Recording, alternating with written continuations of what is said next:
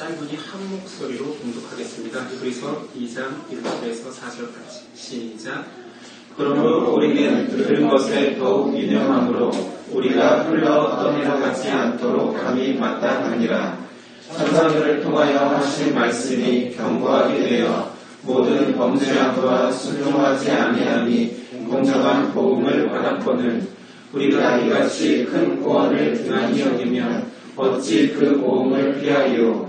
이 구원은 처음에 주로 말씀하신 바요 들은 자들이 우리에게 확증한 바니 하나님도 표적들과 기사들과 여러 가지 능력과 및 자기의 뜻을 따라 성령이 나누어 주신 것으로서 그들과 함께 증언하셨느니라. 아멘. 오늘 제목은 경고 그 이상의 사랑. 오늘은 교회력 절기상 부활절입니다. 그러나 코로나19로 인하여서 다 모이지 못하기에 부활절에 계속해왔던 성찬식, 부활절 감사 예식을 모두 다 생략하고 오늘 설교도 본문 강해로 계속 진행하도록 하겠습니다. 히브리서 지난 시간 내용은 하나님의 아들이신 그리스도의 절대성을 이야기하면서 천사와 비교했습니다. 오늘 말씀은 천사보다 우월한 그리스도 이 사실에 근거한 경고를 이야기하고 있습니다. 1절이죠. 그러므로 우리는 들은 것에 더욱 유념함으로 우리가 흘러 떠내려가지 않도록 감히 마땅하니라. 우린 진리가 우리 안에 머물길 원하지만 안타깝게도 너무나 많은 진리를 흘러 떠내려 보냅니다. 예수님은 그 안타까운 상황을 비유로 설명하실 때 누가복음 30장 비유를 쓰셨죠. 이 비유는 포도원의 소작 비유입니다. 포도원을 소유한 주인이 소작농에게 포도원을 맡기면서 너가 추수한 것에 세를 내어라 했습니다. 추수를 마치고 주인이 종을 보내어서 품을 얻게 하지요. 그런데 첫 번째 종을 때려서 쫓아내었습니다.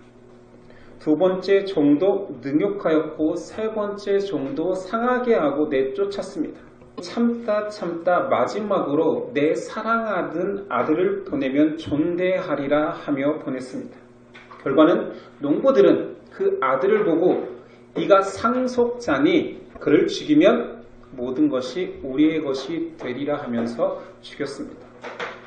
사람의 믿음, 신념이라는 것이 그렇게 욕심 앞에 나약해집니다. 개인은 약합니다. 그래서 교회가 필요하지요. 교회 존재의 이유를 이야기할 때 가장 중요한 개인의 구원을 이야기합니다. 그러나 더 근본적으로 개인이 구원받기 위해서는 진리의 말씀이 있어야 됩니다. 교회라는 곳은 개인 한 사람 한 사람을 구원시키기도 하지만 그 구원의 기쁜 소식 진리를 담고 전수하는 것이 근본적인 이유입니다. 교회가 진리를 가지고 있어야지만이 개인의 구원도 가능하기 때문이죠. 하나님의 말씀이 바로 전파되지 못한다는 것은 그런 의미에서 교회가 죽어가고 있는 것과 일반입니다. 메시지의 보존이 교회의 생존을 가릅니다. 근데 안타깝게도 교회 안에서 메시지의 중요성이 그리고 메시지를 간직해야 되는 그 사명감이 작아지고 있습니다. 오늘 말씀은 경고합니다. 2절 이하 천사들을 통하여 하신 말씀이 경고하게 되어 모든 범죄함과 순종하지 아니함과 공정한 보응을 받았거늘 우리가 이같이 큰 구원을 등한히 여기면 어찌 그 보응을 피하리요. 이 구원은 처음에 주로 말씀하신 바요 들은 자들이 우리에게 확증한 바니. 내용은 이렇습니다.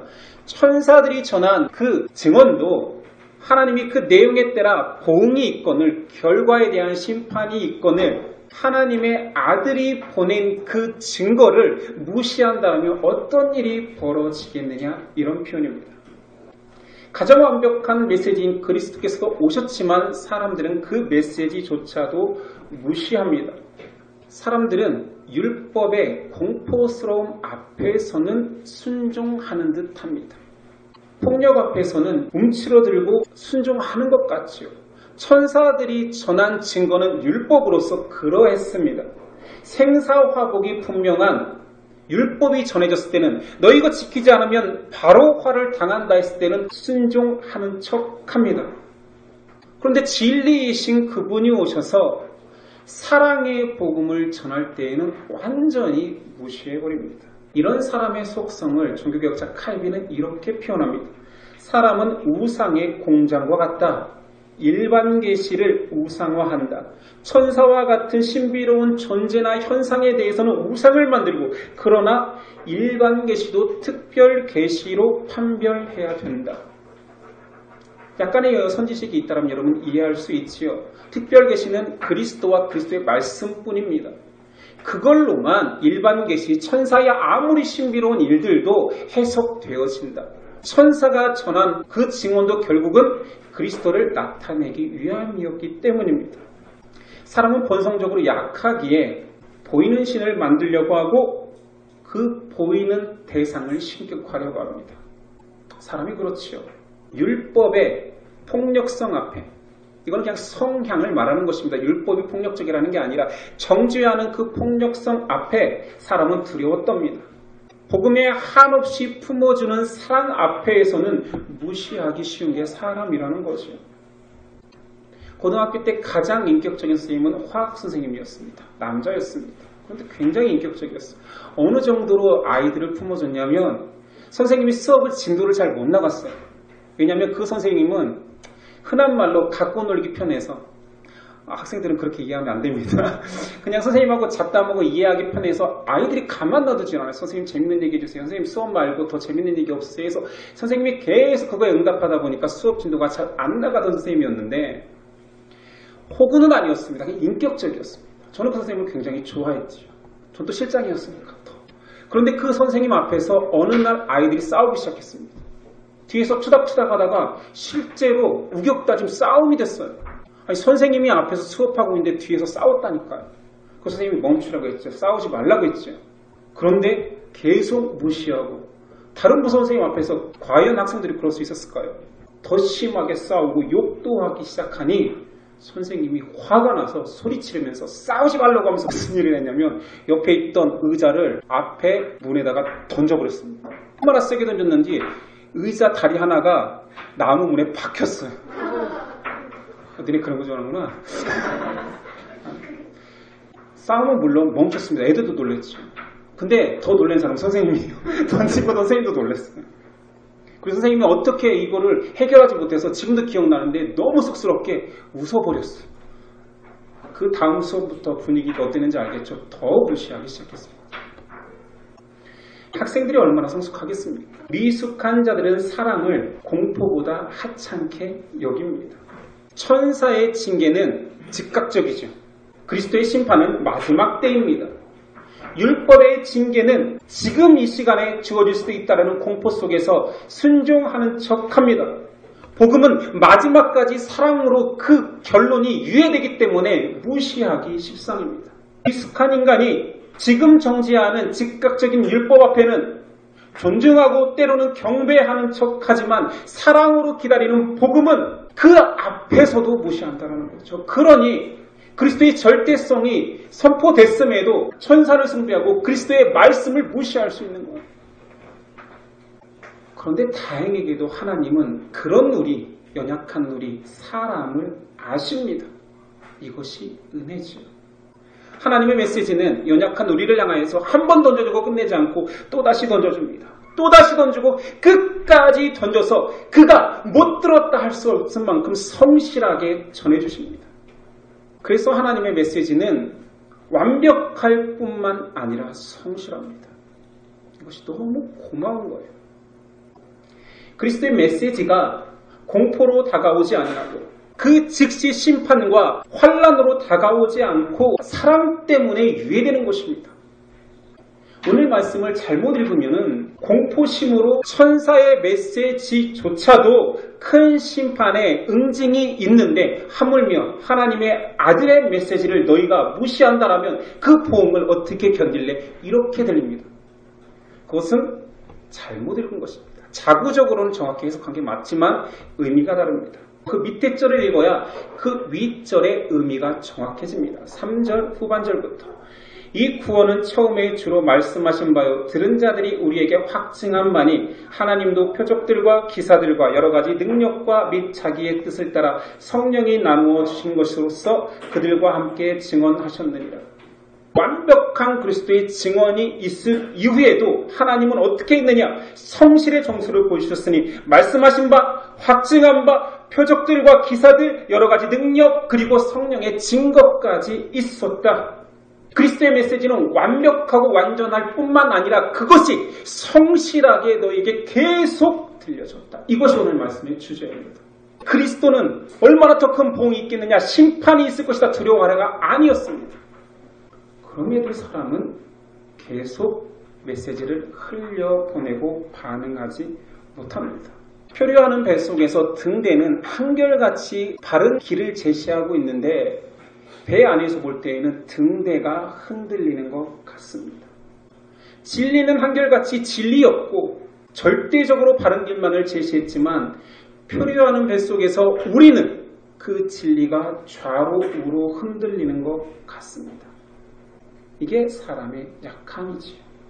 절대자 그리스도께서 절대적인 진리와 약속을 선포하셨습니다.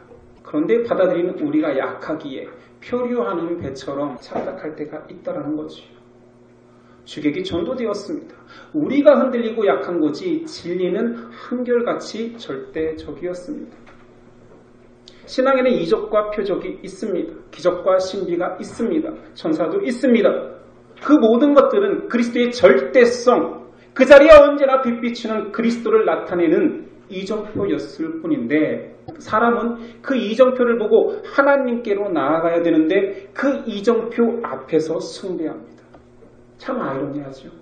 이곳에서 놀라운 기적이 일어난다 하면 이곳을 숭배하지 그것을 통하여서 바라보라고 하는 그리스도를 바라보기 너무 힘들다라는 거죠. 그리스도의 복음은 완벽하고 절대적입니다. 그러나 사람이 불완전하고 연약하지요.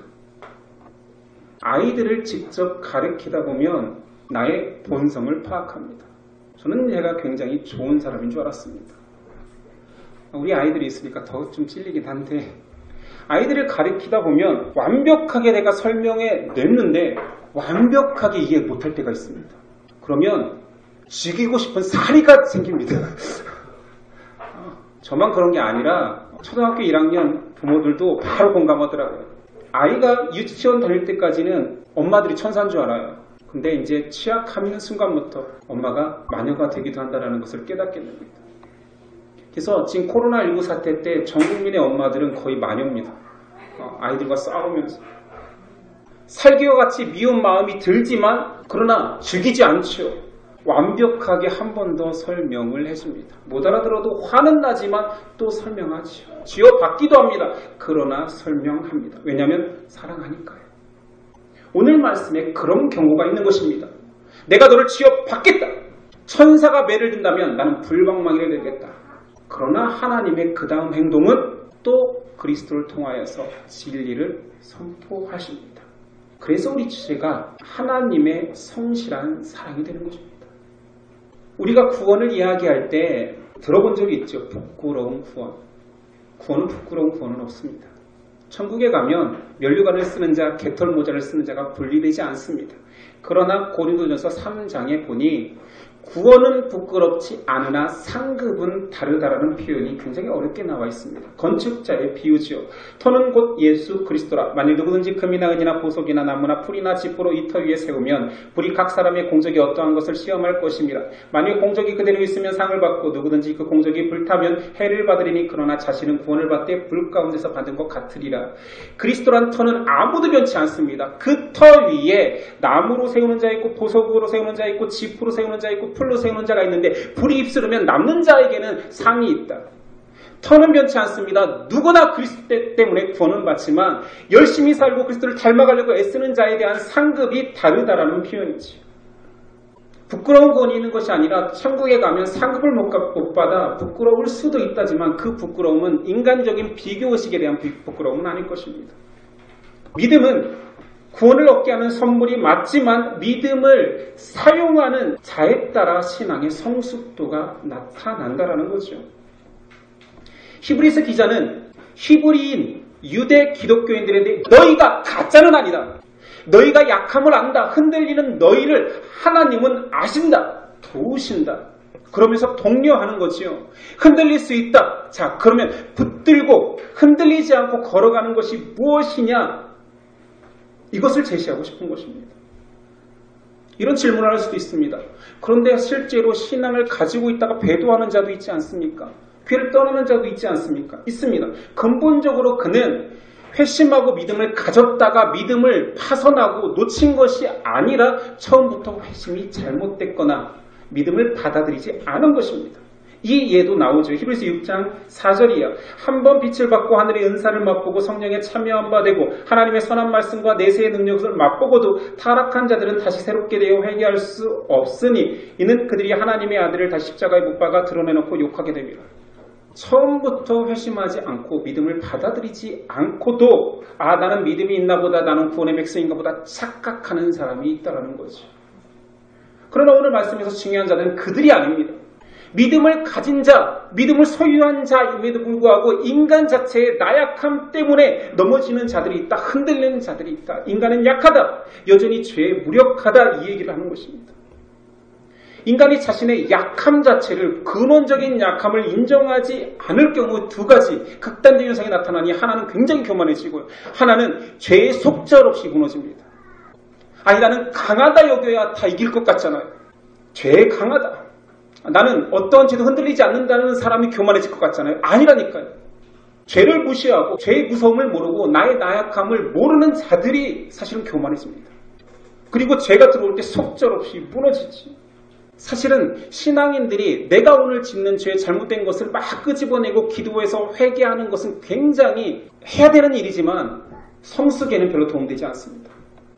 그래서 신앙의 선조들은, 개혁교회 선배들은 어떤 묵상을 했느냐? 원죄의 묵상을 했습니다. 오늘 원죄에 대해서 간단하게 설명할까 하다가 원죄에 대한 이야기는 여러분들이 좀 더 배경 지식이 많이 필요하기 때문에 오늘은 지나갑니다. 원죄의 묵상은 근원적으로 내가 죄인일 수밖에 없는 나약한, 죄 가운데 무력한 자임을 고백하는 것입니다. 원죄적 자기 혐오가 없으면 표면적으로 거룩을 가장할 수 있습니다. 제일 잘하는 부류의 사람들이 목사죠. 목사가 죄 안 짓죠. 죄 지을 수 있는 상황이 안 돼요. 코로나가 되니까 더 죄를 못 짓겠어. 나가야 죄를 짓지.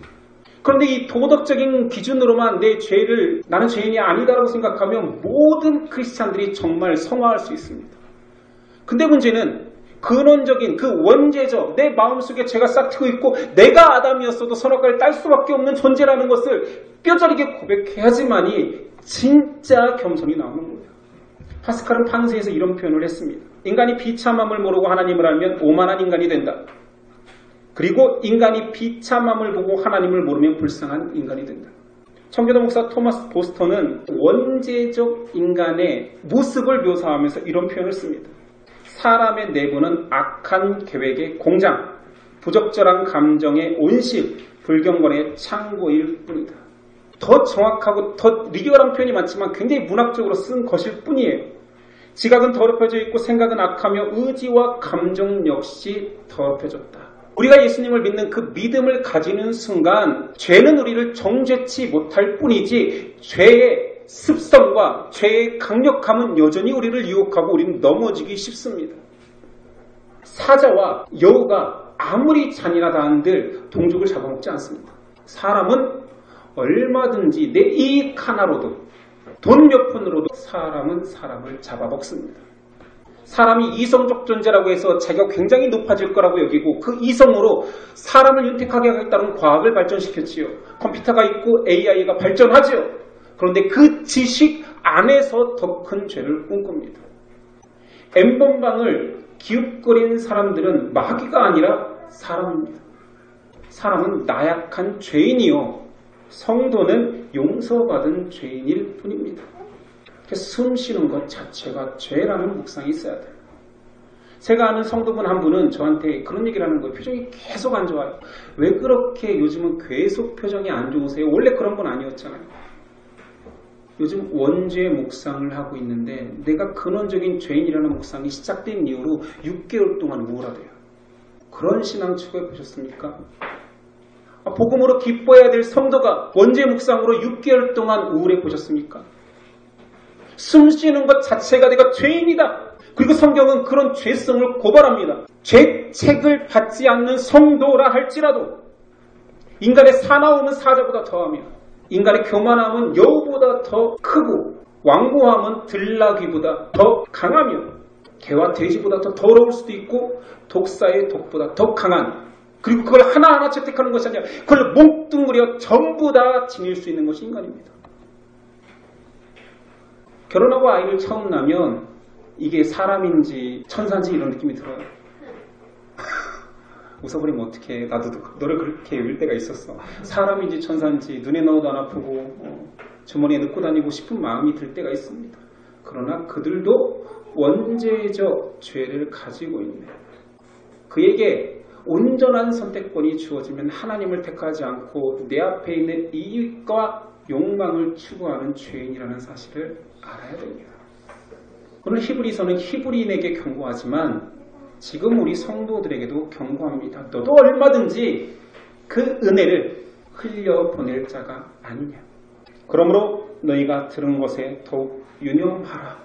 흘러 떠내려 가다라는 헬라어는 파라르레오라고, 이 뜻을 찾아보니 손가락에서 반지가 스르르 빠지듯, 음식을 먹다가 음식물이 나도 모르는 사이에 흘리듯 인지하지 못하는 상태에서 흘러내려버린다, 이런 뜻입니다. 물처럼 자연스럽다는 거지. 우리가 죄에 노출되는 것이 그렇지 않습니까? 실수로 죄를 지을 수도 있습니다. 그러나 무의식 속에서도 지을 수 있고 부주의에서 지을 수도 있습니다. 이것은 너무 자연스럽게 내가 그런 죄를 지었나 인식하지 못하는 상태에서 물 흐르듯 지나갑니다. 수도꼭지를 틀면 작은 물줄기인지 큰 물줄기인지 모르는 상태에서 조금 더 돌리면 많이 나오고 조금 잠그면 적게 나오고, 그렇게 자연스럽게 죄라는 것은 커지기도 하고 작아지기도 하고 우리가 모르는 상태에 그 죄라는 물 웅덩이 속에 우리가 온전히 잠기기도 합니다. 이게 죄라니까요. 여러분은 지금 그 죄의 흐름 속에 은혜를 흘러내려 보내지 않는가? 그리고 내가 죄에 잠식되고 있지 않는가 인지할 수 있습니까? 그래서 서로 점검해야 됩니다. 그래서 나를 계속 고백하는 과정이 필요한 거예요. 오늘 승훈이가 온다고 해서 승훈이를 위해서 소방점검 예를 들었는데 이걸 넣어야 돼, 빼야 돼. 갑자기 아프대요. 아프면 안 되죠. 지금 시기에는. 소방점검은 불이 나지 않았을 때 하는 것입니다. 그러나 생명과 직결되기에 부주의할 수 없는 거죠. 우리의 점검은 불이 난 상태에서는 늦습니다. 우리가 살아가면서 내 영혼에 불이 붙은 상태에서 소방점검은 의미가 없습니다. 아직 벌어지지 않은 일에 대해서 그 경각심을 이해하고 그 경각심을 따라 우리가 안전할 수 있는 길을 모색하는 것이 점검이지요. 오늘 히브리인들에게 하는 이 경고는 너희가 지금 불이 붙었다일 수도 있지만 많은 부분 붙을 수 있다. 그리고 지금 21세기 사는 한국 우리 성도들에게는 너희가 삶을 살아가면서 안전한 것 같이, 너희는 화재 안 당할 것 같이, 너희는 히브리 기독교인처럼 저렇게 유대교에 유혹당하지 않을 것 같이 큰 반지가 손가락에서 흘러내리듯 잊어버릴걸. 새 속에 강한 물살 속에서 너희가 그 위치가 어딘지 모르게 하루까지 떠내려갈 걸, 그런 경고를 하는 것입니다. 은혜를 떠내보내지 않는 방법은 히브리서 기자가 너무 정확히 말했습니다. 그리스도의 절대성을 인정하는 것입니다. 많은 사람들이 상대적인 천사 숭배와 또는 위인 숭배를 할 때 그리스도의 절대성 앞에 나오라. 그 절대성을 예수 그리스도께서는 지금 짜잔하고 나타나서 내가 절대적이지 라고 하지 아니하고 내 말씀이 완벽하게 전파되었고 내 행적이 완전히 기록되었으니 이제 나는 승천해도 된다. 나는 내 어록을 남기고 말씀을 남기고 내 증인들을 남길 테니 그것을 증거하는 자는 성령이요 말씀 안에서 다 해석될 것이다 했습니다. 히브리인들이 흔들리고 있을 때 가장 좋은 방법은 다시 기도하면 됩니다. 예수님 다시 한번 내려와 주셔서 흔들리는 히브리 유대인들에게 당신을 보여주소서. 근데 히브리 기자는 그렇게 얘기하지 않습니다. 완벽하게 증거된 그 메시지가 있는데 너희는 왜 그러느냐 이렇게 표현하죠. 기생충약의 작동 원리를 건너들은 적이 있어요. 화학작용으로 기생충의 영양분을 차단하는 거래요. 굉장히 잔인하죠. 기습침이지만 굶겨 죽이는 거예요. 왜? 지연아 무서워? 성도는 죄를 굶길 필요가 있습니다. 왜 그러냐면 그 죄의 조류는 너무 빨라. 그걸 방치하다가는 내가 그 죄에 잠식되니까 굶겨야 됩니다. 그 방식을 히브리 기자는 그리스도의 절대성을 인정하는 믿음과 그가 전한 메시지로 가능하다라고 말하는 것입니다.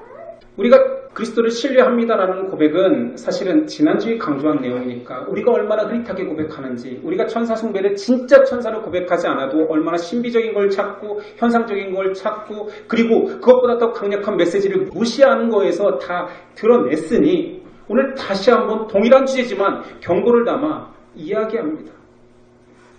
그리스도를 신뢰하십시오.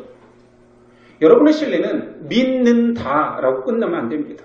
믿는다라고 끝내기에는 믿음이 그렇게 옅지가 않아요. 많은 사람들이 넌 어떻게 구원받았냐면 예수 그리스도의 십자가, 그리고 너를 그 십자가에 해당되는 믿음을 가진 사람이라고 증거하는 말씀은 무엇이냐 하면 요한복음 3장 16절. 하나님이 나를 사랑하사 독생자를 주셨으니 그를 믿는 자마다 멸망치 않고 영생을 얻는다라는 그 메시지만 붙들고 그 두 개만 가지고 믿음을 논하는데, 믿음은 창세기 1장 1절부터 요한계시록 22장 21절까지가 전부 다 믿음을 주는 메시지입니다. 그 메시지를 잡으면 우리가 흘러가는 죄악 속에서 우리가 건짐을 받고 또는 우리 은혜가 그 물속에, 죄악된 물속에 흘려보내지 않는 자가 된다니까요. 그래서 저는 말씀을 가끔 이렇게 이미지화해요. 말씀이 없는 인생의 삶은 매끈매끈한 절벽 같아요.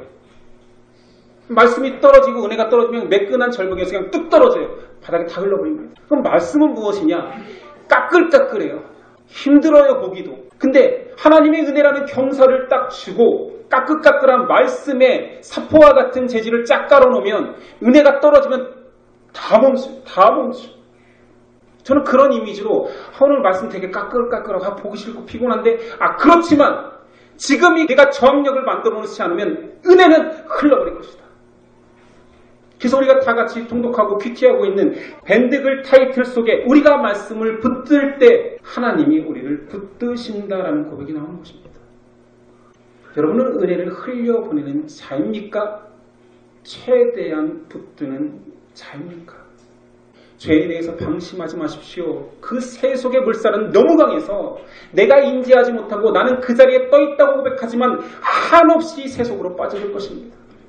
발버둥쳐 상류로 수용하지 않는 자들은, 아니면 말씀을 붙들고 어느 지점에서 그 바위를 붙들고 살려달라고 기도하고 말씀 보지 않는 자들은 다 흘러갑니다. 그 하루의 끝의 결론이 무엇인지는 성경이 잘 말하고 있으니까 오직 은혜를 붙들어야 됩니다. 그리스도의 절대성은 선포되었습니다. 근데 그리스도가 절대적인 거 믿지라고 그냥 고백하기에는 우리가 죄악되다니까요. 나는 믿어. 나는 십자가 사건이 내 사건임을 믿어. 나 때문에 십자가 지셨으면 믿어 하기에는 우리의 죄성이, 우리의 의심이, 우리의 불신이 너무 강하다니까요. 그래서 계속 점검해야 되는 거예요. 이 당시에 히브리인들의 경사도가 높을까요? 우리의 경사도가 높을까요? 그들의 매끈함이 더 강할까요? 우리의 매끈함이 더 강할까요? 크리스찬들의 얼굴을 보면 아주 매끈매끈합니다. 기름기 질질 흐르고. 요즘은 목사만 매끈매끈하지 않아요. 크리스찬들도 얼마나 매끈거리는지, 얼마나 말씀을 던지면 줄줄 흘리는지. 죄송합니다. 부활절 은혜를 전하지 않고. 그러나 우리 교회는 계란은 줍니다. 계란 포장은 안 합니다. 그냥 너무 아쉬워서 계란을 찔 뿐이지만, 그리고 제발 그 계란을 기념으로 먹고 뺀질거리지는 마세요. 천사 숭배는 또는 신령한 것들을 숭배하는 것은 신앙 생활이었습니다. 유대인들이 얼마나 경건하게 살았는지 알지요. 유대인들이 월삭과 11조를 얼마나 잘 지키던 자들인지 알지요. 그럼에도 불구하고 그들을 하나님이 아름답다라고 하지 않고 경고하고 있는 것입니다. 너는 무엇을 믿느냐? 무엇을 따르느냐? 진리가 온전히 선포되었음에도 진리에 관심 없는 네 귀를 뚫어라. 진리의 길이 온전히 제시되었음에도 불구하고 세속의 기쁜 넓고 편안한 길만을 찾는 성도들이여 들으라. 우리 교회가 그럴지 안 그럴지는 전 모르지만 코로나 사태 이후에 많은 사회학자들이 교회 다니는 사람들 수가 급감할 것이라고 이야기합니다.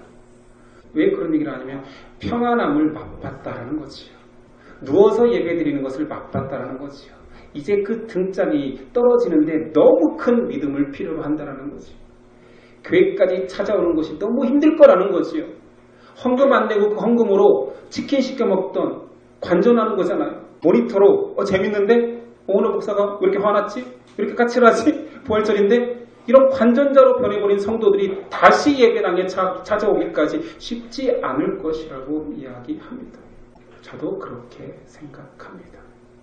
왜냐하면 미끌거려서 말씀을 까칠까칠하게 섬세하게 다다듬지 않고 그냥 미끈거려서 퉁으로 다 받아들이기 때문에 이런 현상이 나타날 것입니다. 우리의 연약함을 인정합시다. 우리는 가만 놔두면 죄 가운데로 흐르는 무서운 자들입니다. 그 무서운 마귀와 같은 우리를 그리스도의 보혈로 씻김받아 천사와 같이 만들고 천사와 비교할 수 없는 하나님의 상속자로 삼아주신 예수 그리스도의 은혜를 묵상하고 기억하여 찾아서 그 말씀을 읽는 저와 여러분 됩시다. 기도하겠습니다. 그러므로 우리는 들은 것에 더욱 유념함으로 우리가 흘러 떠내려가지 않도록 감히 마땅하니라. 아멘. 우리의 신앙이 흘러보내지 않고 붙들고 그 말씀 안에 누리는 자 되도록 도와주옵소서. 예수님의 이름으로 기도드립니다.